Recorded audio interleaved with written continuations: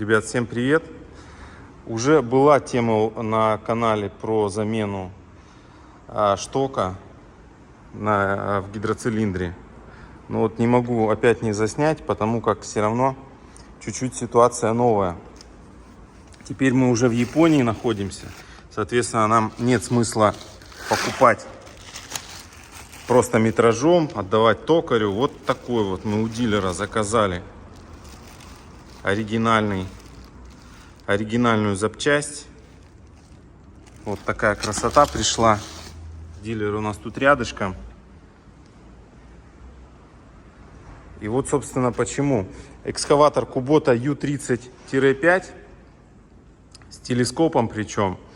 И, как я уже много раз говорил, беда всех экскаваторов с маленькой наработкой — это гниющий вот основной шток цилиндра. Потому что копает мало, плюс на максимальную глубину тоже редко. И вот чаще всего он, конечно, начинает страдать. Вот такая проблемка у нас появилась. У экскаватора наработка 700 моточасов. Соответственно, вылез вот такой косяк. Честно говоря, если бы я работал сам, я бы просто полирнул и вообще не стал бы заморачиваться. Ну, может быть, чуть-чуть чаще, конечно, бы пришлось менять манжету, хотя я очень сильно в этом сомневаюсь. Но так как экскаватор на продажу, все хотят, вот, чтобы все было в идеале, поэтому проще заменить, чем объяснять или доказывать. В общем, сейчас будем менять, процесс весь заснимем. Вот обратите внимание, когда цилиндр ни разу не разбирался, вот здесь под гайкой есть вот такая шайба. Она всегда с одной или с нескольких сторон чуть-чуть загнута, чтобы, ну, типа гайка сама не открутилась. Вот видите, чуть-чуть подзагнута. Поэтому, чтобы вам легче было откручивать, вот сюда назад ее чуть-чуть забейте, сделайте, чтобы ровно, чтобы она не цеплялась за грани гайки. И вам тогда будет легче откручивать. Использовать можно вот как либо специальные ключи, да, они есть в продаже. Кто не может найти, можно просто газовым ключом.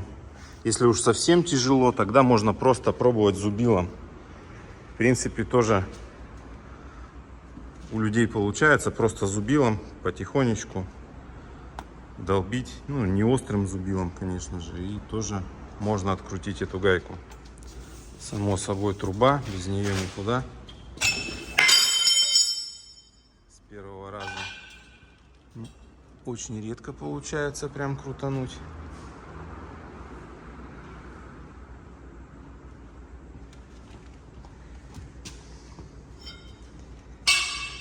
Берем трубу побольше.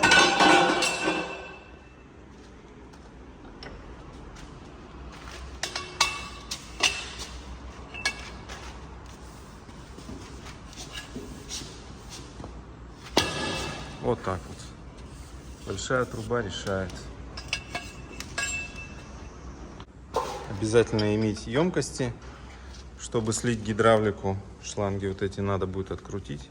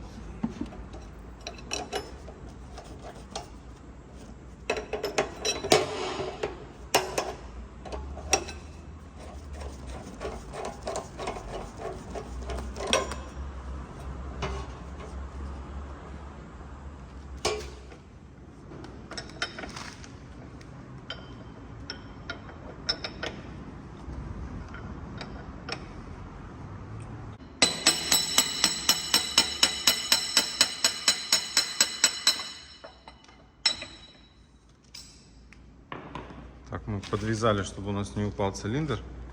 Все, выбиваем верхний палец.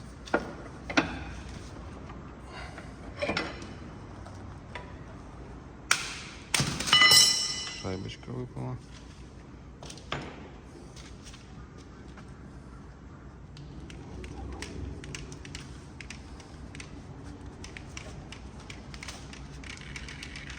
обязательно всегда надо что-нибудь подстилать, чтобы не загадиться маслом.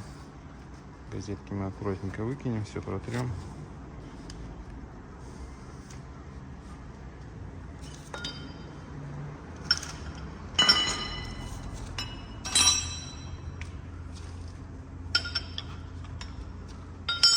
Вот, пока Михаил откручивает гайку, хочу немного отвлечься, рассказать. Вот смотрите, ребят, сейчас 35 градусов у нас на улице, причем это еще не самая жаркая погода. И на что хочу обратить внимание. Очень многие, замечаю я, да, работают у нас с поднятыми капотами, либо вообще со снятыми капотами. Типа, мол, не хватает охлаждения. Ребят, в Японии я вообще никогда не вижу, чтобы кто-то работал с поднятым или снятым капотом. Охлаждение всегда на высшем уровне, все предусмотрено, все работает. И температура вот у нас последние дни до 42 градусов поднимается. Тем не менее, все работают, вся техника работает, ничего не перегревается. Поэтому просто меняйте термостаты, промывайте радиаторы, и будет вам счастье.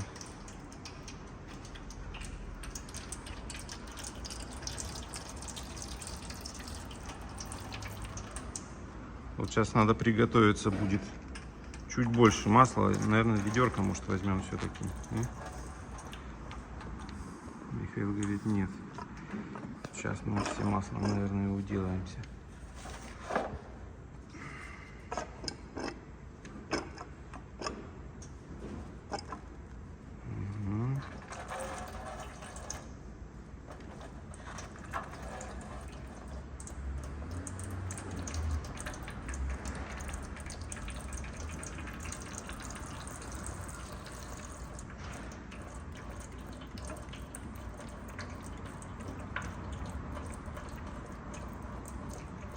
Сейчас не торопись.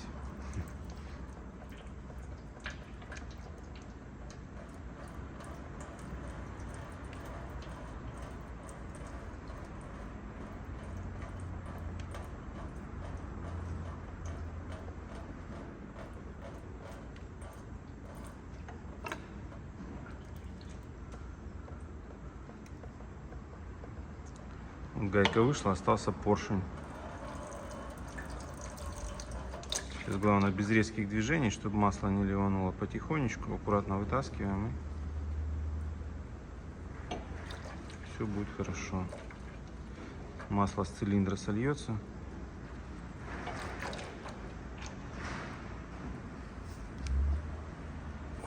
Все, вот такая вот штуковина у нас вылезла.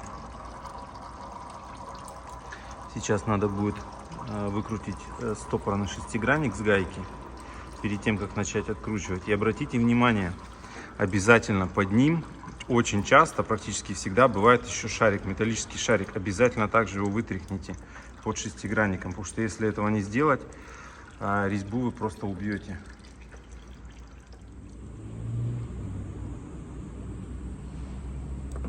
Смотрим. Да, так и есть. Видите? Металлический шарик. Сейчас нам надо его вытряхнуть. Да, вот теперь можно откручивать гайку.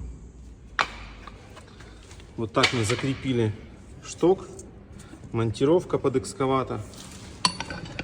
Сюда поближе к поршню сдвигаем брусок, чтобы у нас не покоцали мы ни поршень, ни колечки.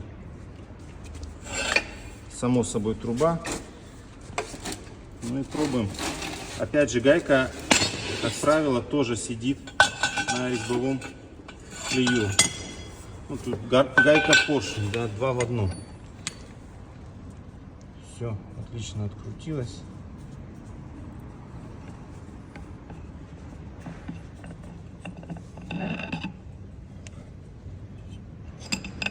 Обязательно запоминайте, в каком порядке все стояло. Сейчас дополнительно заменим еще грязесъемник и манжет. На поршне трогать ничего не будем. И собираем в обратном порядке. Сравниваем детали, не ошибся ли дилер случайно. Ну, визуально прям все одинаково, и длина, и диаметры. Визуально все совпадает. Сейчас нам надо вытащить грязесъемник. Он визуально вроде, да хотя нет, он уже не хороший, уже потресканный. Манжета также все равно, она вроде и не пропускала, но тем не менее лучше ее поменять, раз уже разобрали. Манжеты и грязесъемники у нас всегда в ассортименте, потому что это расходник. Мы всегда берем впрок. Грязесъемник, скорее всего, вот он, да не скорее всего, вот он, новенький. Сейчас все поменяем. Можно особо не церемониться, отвертку забиваем, нам сохранять его не обязательно. И вот так вытаскиваем. Здесь перед установкой почистим, грязь протрем. То же самое и с внутренней манжетой. Отвертку или шило втыкаем и выковыриваем.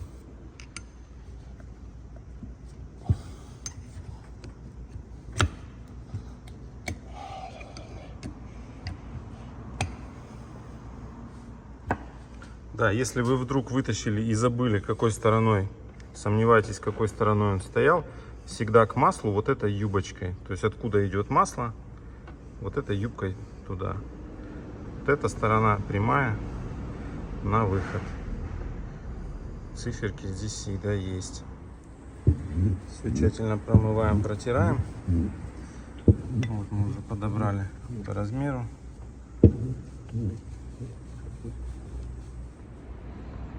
Все помыли, все почистили, можем устанавливать.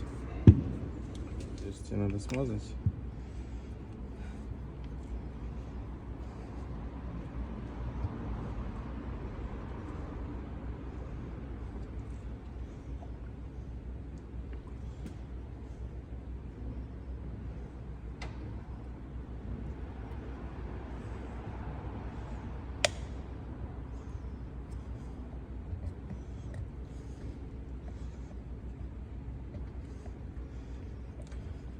Манжету можно вставлять руками. Если чуть жесткая, можете подогреть в горячей воде или феном строительным.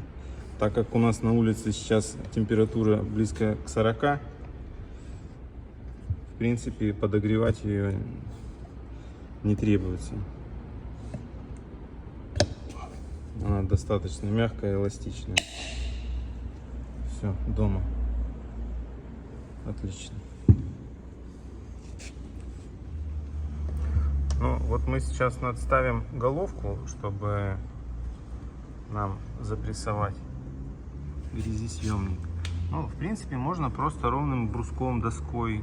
То есть, если аккуратненько, без резких движений, то все получится. Давай пробуем.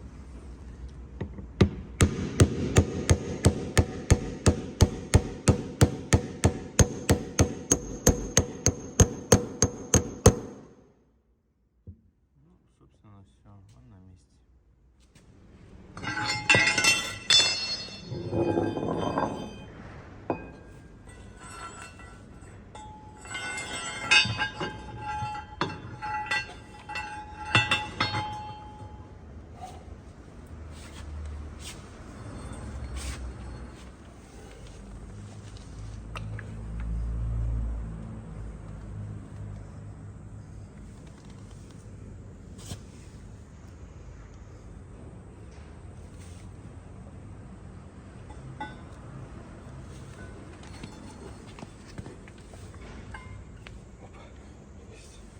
Не забудьте одеть сначала гайку, а то многие сосредотачиваются на гайке поршня и забывают одеть гайку. Сначала ее одеваем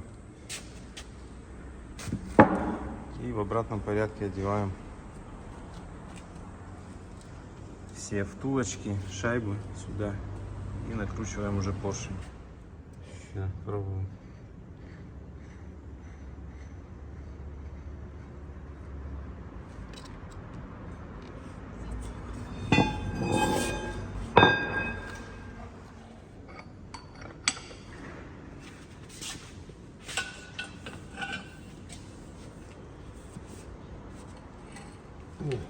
Давай.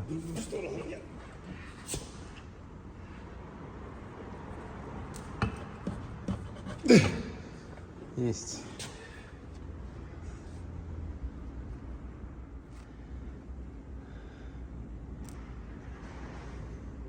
Все, закручиваем.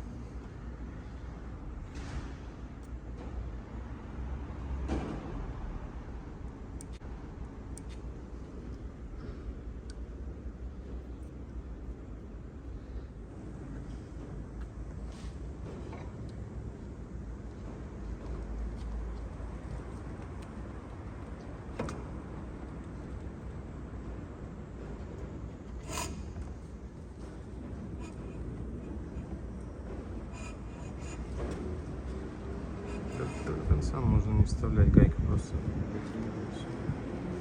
все равно вытаскивать.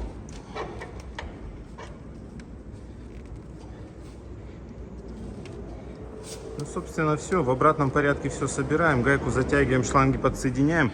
И самый главный вопрос, очень часто мне его задают, как прокачать гидроцилиндр после разбора. Ребят, никак. Не надо его прокачивать, все прокачается само по системе. Просто воздух прогонит. Вам единственную операцию надо до конца втянуть шток и вытащить также просто нажатием джойстика. То есть сделать операцию от и до конца, и все прокачается, дополнительно ничего делать не надо. Все, подписывайтесь на канал, ставьте лайки, всем пока.